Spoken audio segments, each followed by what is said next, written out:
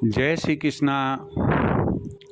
आज मैं आपको एक ऐसी जानकारी दूंगा या देने जा रहा हूं कि जिसे सुनने और समझने पर आपको बड़ी मुश्किल से यकीन होगा कि क्या लग्न कुंडली में जो ग्रह बैठे हुए हैं और जिनको हम अति क्रूर ग्रह मानते हैं, वे भी अति शुभ फल देते हैं, बहुत अच्छे होते हैं। तो फिर ये जो बात हम करने जा रहे हैं कौन से ग्रह के संबंध में है, यहाँ मैं आपको स्पष्ट कर दूं कि जो सर्वाधिक खतरनाक मायावी ग्रह माना जाता है वो राहु है। लेकिन मैं आज जो आपके साथ शेयर करने जा रहा हूँ बात, वो बड़े ध्यान से सुनिएगा कि आपकी कुंडली में राहु मौजूद है, परंतु वह आपकी बल्ले बल्ले कर रहा है, सफलताओं पर सफलताएं दिलाए जा रहा है। आखिर ऐसी स्थिति कब और कैसे उत्पन्न होती है, बस इसी की चर्चा आज हम इस एपिसोड में करेंगे। हम इस पर चर्चा करें इसके पहले आपसे कहना चाहूँगा, चैनल सब्सक्राइब नहीं किया है सब्सक्राइब करें, और यदि आप इसे सुनने के लिए ऑन कर ही दिया है, स्विच ऑन कर ही दिया है, तो भाई आप इसे पूरा भी सुन लीजिए। इच्छा हो तो शेयर कीजिए, लाइक कीजिए, कमेंट दीजिए, जैसा आप स्वयं अपने आप से पूछकर जो करना चाहे आप कर सकते हैं। मैं अपने मुख्य बिंदु पर आता हूं कि आपको बहुत ही सख्त जरूरत है कि आपको लग्न कुंडली का फॉर्मेट, प्रारूप बनाना आना चाहिए। प्रत्येक हाउस क्या कहता है, मोटे तौर पर आपको जानकारी होनी चाहिए। हम कुंडली के घर क्लॉकवाइज देखते हैं या एंटी क्लॉकवाइज देखते हैं, उनकी जो गणना first house, second house, third house ऐसे करते हैं, वो एंटी क्लॉकवाइज है या क्लॉकवाइज है, आपको आनी चाहिए। देखिए, बड़ा ही फास्ट फॉरवर्ड युग है और हर मोबाइल में, एंड्रॉयड में करीब करीब सबके पास ज्योतिषीय सॉफ्टवेयर निश्चित रूप से इंस्टॉल है।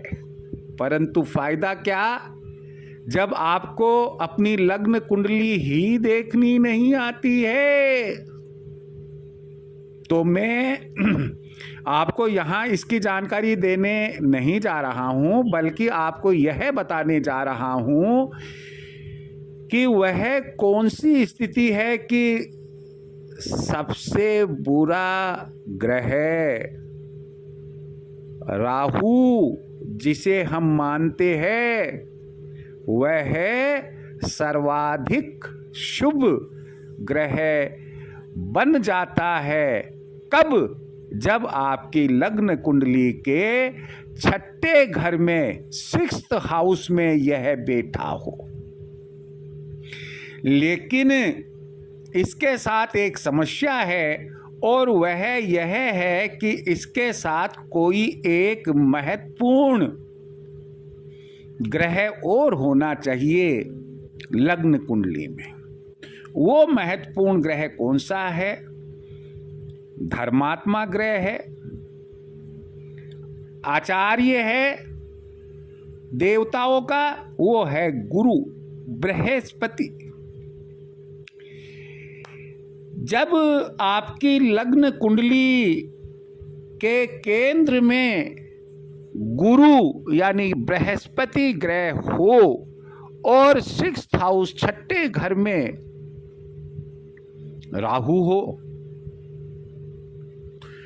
तो ऐसी स्थिति में दोनों मिलकर क्या करते हैं? एक बहुत सुंदर, बहुत अच्छा, बहुत शुभ योग बनाते हैं जिसे हम अष्ट लक्ष्मी योग कहते हैं। ध्यान से नहीं सुना हो तो सुन लीजिए। अष्ट लक्ष्मी योग कहते हैं। कब बनता है? जब राहु तो 6th हाउस में हो। अब आप यहां ये मत पूछ लेना कि वहां राशि कौन सी है, कोई सी भी हो, हम राशि का तो नाम ही नहीं ले रहे हैं। राहु 6th हाउस में हो और गुरु केंद्र, केंद्र का मतलब प्रथम भाव में, चतुर्थ भाव में, सप्तम भाव में और दसम भाव में, इन चारों में से किसी एक में हो या मूल त्रिकोण में हो, तो ऐसी स्थिति में हम ये कहेंगे कि जो योग बन रहा है वह अष्ट लक्ष्मी योग बन रहा है। यह योग एक ऐसा योग है जो आप के लिए चहुमुखी विकास, उन्नति, प्रोग्रेस, प्रमोशन लेकर आता है। आप व्यक्तित्व के धनी होते हैं, शारीरिक मानसिक रूप से धनी होते हैं।